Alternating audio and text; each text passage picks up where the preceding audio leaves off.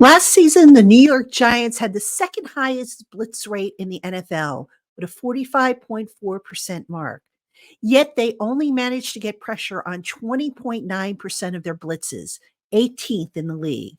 So to fix that, the Giants not only added edge rusher Brian Burns, whom they acquired via trade in the offseason from the Carolina Panthers, they also made a coaching philosophy change in which defensive line coach Andre Patterson and new outside linebackers coach Charlie Bullen are collaborating in teaching the Giants' front seven personnel. So far, the change has been well received. You know, Dre is a legend. He's like the Mr. Miyagi. He's like the Yoda. He's the guy who knows how it all works. And then Charlie comes in and he's the guy who's really put in the footwork. He's the young, he's the energy. So when you talk about the scheme and things like that, they've been working hand in hand.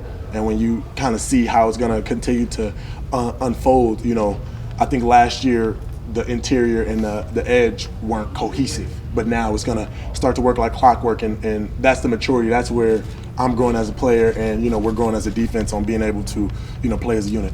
Based on the observations I've gleaned from OTA number 3, which was open to the media, the move has shown some promise as both Burns and Kayvon Thibodeau managed to score a handful of pressures against the quarterbacks. But as Burns pointed out, what happens in May shouldn't necessarily be used as the criteria to determine if something is working. The main thing I'm focused on right now is pretty much getting my wind up. The moves and everything that's natural, that's going to come, and that's going to be there, But yeah, me doing what I did today in OTAs isn't. Training camp will show more, you know what I mean? So that's more football. That's real football.